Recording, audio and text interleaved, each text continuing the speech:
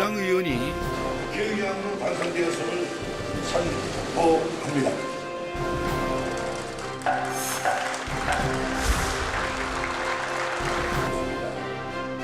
지난 7월 13일 육선의 문희상 의원이 제20대 국회 후반기를 이끌 국회의장으로 선출됐다. 촛불혁명을 제도적으로 완성하고 의회주의가 만발하는 세상을 만드는 데 최선의 노력을 다할 것입니다. 국민의 명령을 받들어 존경받는 국회, 신뢰받는 국회, 사랑받는 국회를 만드는 것이 저의 마지막 소명이라고 생각합니다. 대화와 타협을 통해 여야의 엉킨 실타래를 풀어오며 통합형 정치인으로 평가받아온 문희상 국회의장. 협치와 통합의 국회, 민생을 살피는 실력 있는 국회. 미래를 준비하는 국회를 만들기 위해 쉼없이 달려온 문희상 의장의 지난 100일간을 돌아본다.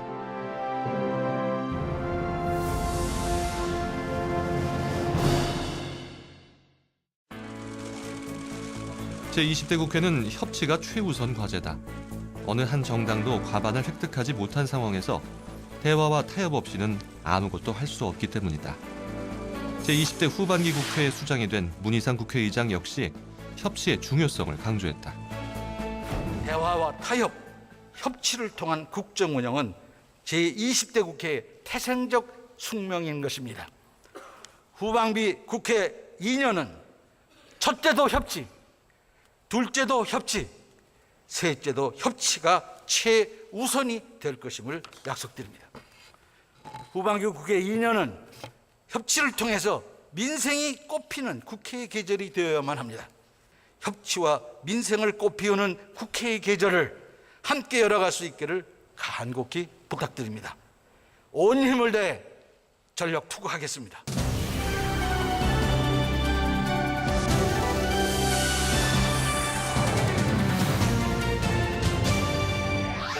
문희상 의장은 취임하자마자 협치와 통합의 국회를 만들기 위해 발빠른 행보를 시작했다. 문 의장은 여야 3당 교섭단체 원내대표 정례회동을 가동. 국가와 국민을 위해 서로 협치하고 성과를 내는 것이 중요하다는 것을 거듭 당부했다. 국회는 민주주의의 꽃이 그리고 마지막 보루에 나는 청청여여 언언이라는 말을 했는데 그 말은 야당 대표일 때 했어요. 여당은 여당다워야 된다. 그러나 야당은 야당다워야 돼요. 야당은 견제가 첫째. 그러나 발목 잡기는 하고 딴죽 걸기는 하고 반대를 위한 반대만 하면 그게 야당이냐. 안보, 민생, 경제 모든 국민이 원하고 바라는 바가 있을 때는 그걸 같이 힘을 합쳐서 극복을 해야 된다. 특히 문 의장은 삼권 분립의 한 축인 입법부로서의 역할과 책임론을 강조하면서 판문점 선언의 비준 동의에 대해 국회가 빠른 결론을 내려줄 필요성을 역설했다. 어떻게든지 여야가 이 중요한 민족사 앞에서 시대 정신을 구현하기 위해서 머리를 맞대고 수기하고 토론하고 이렇게 해서 결론을 날 수밖에 없는 거예요. 9월 5일 문희상 국회의장은 여야 5당 대표와 점심 식사를 함께하며 협치국회를 만들자고 제안했다. 이 자리에서 4.27 판문점 선언 비준 동의안 문제, 개헌, 선거제도 개편, 개혁 입법 협조 등에 대한 심도 있는 대화가 나눠졌다. 민심이 천심이라는 말을 저는 참 좋아하고 즐겨 씁니다. 국민의 뜻과 시대 정신이 한데 어우러지는 시대가 바로 지금 우리가 맡고 있는 이 시대라고 생각합니다. 여기 계신 한 분 한 분이 정말 시대적 소명을 갖고 같이 할 수만 있다면 그것은 대한민국이 한번 크게 도약하는 계기가 마련되지 않을까 이런 생각을 하면서 오늘 허심탄회한 얘기를 주고받는 그런 오찬이 됐으면 하는 바람입니다.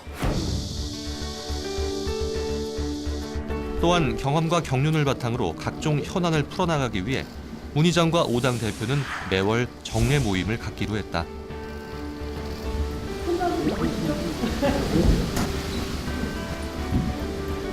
특히 10월 1일 초월의 첫 모임에서 남북 국회회담과 국회 정치개혁특별위원회 구성 등 현안에 대한 심도 있는 논의가 이루어졌다. 한 달에 첫 월요일 날 만나자 이런 것을 초월해라고 줬는데 그걸 다 각 당을 초월하여 여와 야를 초월하여 이렇게 해석들을 하는 분들이 계시더라고. 아마 그게 국민적 바람이라고 그럴까. 우리가 헉이 달려서는 정리해야 되는 이 모임에서 한국 정치사회, 의회사에 남을 일들이 생길 수도 있습니다. 역사적 책무로 생각하시고 사명감을 가지시고 꼭 계속되도록.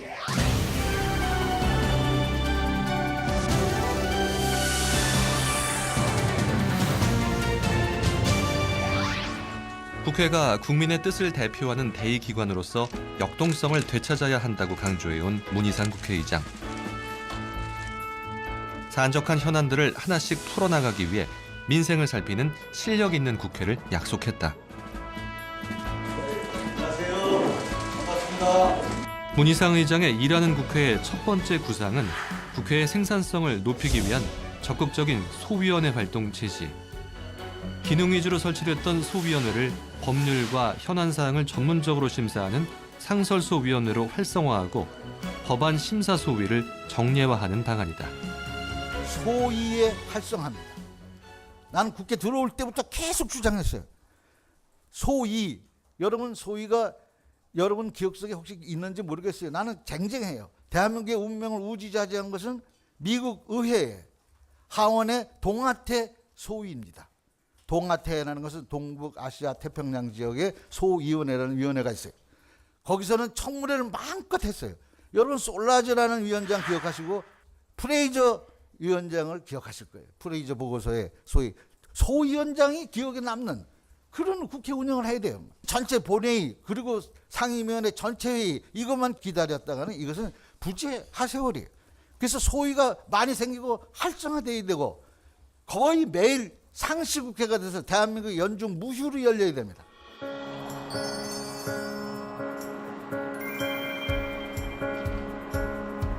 국민의 신뢰를 높이기 위해 자문기구도 신설됐다. 여야 3당 교섭단체 원내대표와의 만남에서 문희상 국회의장이 제안한 것이 바로 국외활동심사 자문위원회. 의원들의 해외 출장이 적절한지 여부를 엄격히 심사, 선택과 집중을 통해 의회 외교의 효율성을 극대화시키는 효과를 불러올 것이다.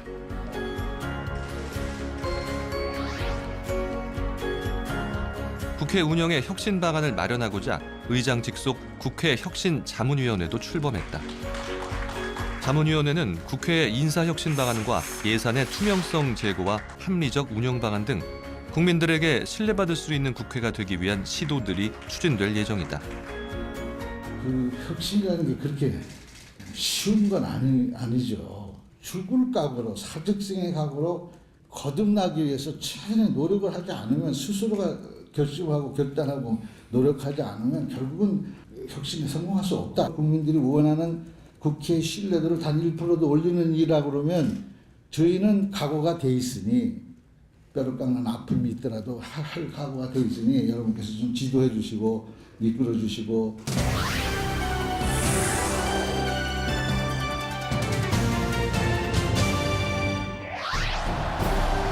대한민국의 미래를 준비하기 위해서는 무엇보다 국회가 변화의 중심이 돼 새로운 시대를 준비하는 지혜를 모아야 한다고 이야기한 문희상 국회의장.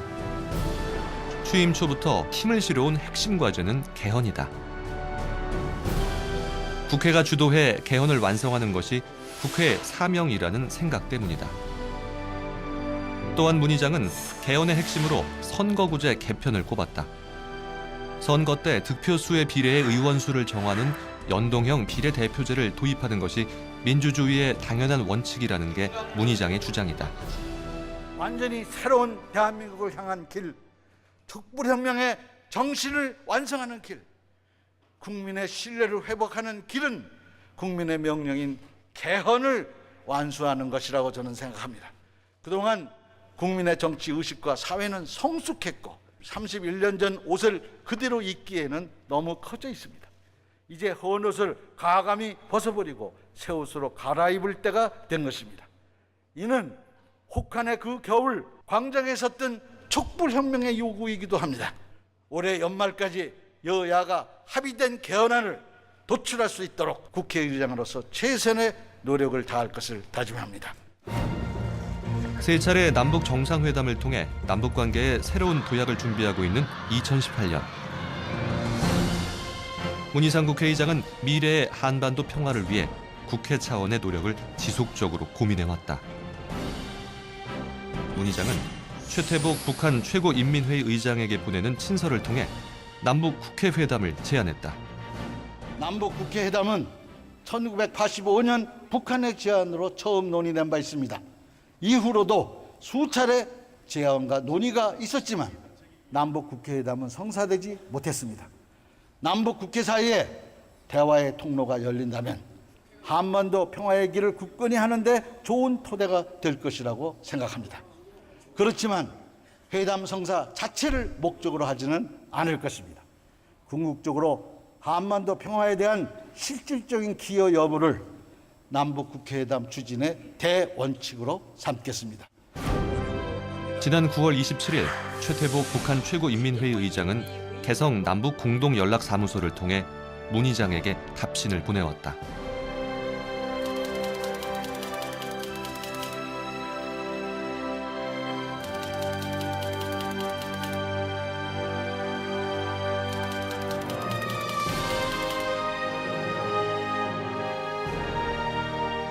(1985년) 북한의 제안으로 처음 논의된 이후 수차례 추진해왔지만 성사되지 못했던 남북 국회회담이 현실화된 것이다. 이에 문 의장은 여야 5당 대표와 만나 역사적인 남북의회의 교류에 초당적인 협력과 지원을 당부했다. 국회의장이 제안을 했고 전달이 됐고 9월 27일 날 최태복 최고인민회의 의장 명의에 동의한다. 답신이 왔고 11월로 지금 예정하고 있고 그리고 인원은 5당 대표님을 포함해서 한 30명 정도 규모로 시작을 할까라는 생각을 갖고 있습니다. 한반도의 미래를 위한 문희상 국회의장의 행보는 의회 외교로 이어졌다. 지난 9월 인도네시아에서 열린 제4차 믹타 국회의장 회의에 참석해 한반도 문제에 대한 협조를 구하고 참가국 대표들은 적극적인 관심과 지지를 표명했다. 전 세계에서 유일한 냉전의 잔재인 한반도가 서로 간의 불신과 반목을 뒤로하고 화해와 협력, 상생의 공고한 평화체제로 바꿔나간다면 우리 믹타가 추구하는 국제사회의 평화 유지라는 목표에도 부합하리라고 믿습니다. 또한 터키 안탈리아에서 개최된 제3차 유라시아 국회의장 회의에 참석해 남북의 관계 개선에 국제사회가 나서줄 것을 요청했다. 공동 개최국으로서 개회사와 기조연설을 진행한 문희상 국회의장. 행정부뿐 아니라 의회 차원에서도 남북 간 대화와 교류 협력의 필요성을 언급하며 각국 의회 의장들의 지속적인 지지를 이끌어냈다. 만절필동이라는 말이 있습니다. 황하가 만 번을 꺾여서 흘러도 결국 동쪽으로 흘러간다는 말입니다. 한반도의 비핵화와 항구적인 평화 정착은 반드시 실현될 것이라고 확신합니다. 저는 한반도 평화에 실질적으로 기여하기 위해서 현재 남북 국회회담도 추진 중에 있습니다. 행정부뿐만 아니라 의회 차원에서도 남북 간 대화와 교류, 협력이 이루어질 때 항구적인 번영의 길로 나아갈 수 있을 것입니다.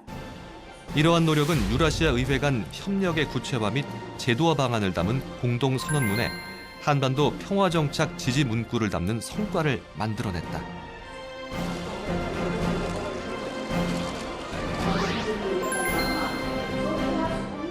잇따라 참석한 제139차 국제의회연맹 총회에서는 한반도 비핵화와 항구적인 평화정책에 각국 의회가 힘을 보태줄 것을 설파했다. 불과 1년 전에 있었던 한반도에서의 전쟁의 위협과 대결의 흐름이 이제는 대화와 화해의 움직임으로 극적으로 변화되고 있습니다. 저는 한반도 평화에 실질적으로 기여하기 위해서 현재 남북 간의 국회 간의 회담을 제안하고 이를 준비 중에 있습니다. 한반도의 평화가 동북아 지역은 물론 전 세계의 평화와 안정에 매우 중요한 역할을 한다고 믿기에 역사적인 소명을 가지고 임하고자 합니다. 이러한 긍정적인 진전은 이곳에 계신 각국의 지지와 성원 없이는 결코 이루어질 수 없었기에 이 기회를 빌어 감사의 말씀을 드리며 앞으로도 한반도 문제에 대해서 지속적인 관심과 지지를 당부드립니다.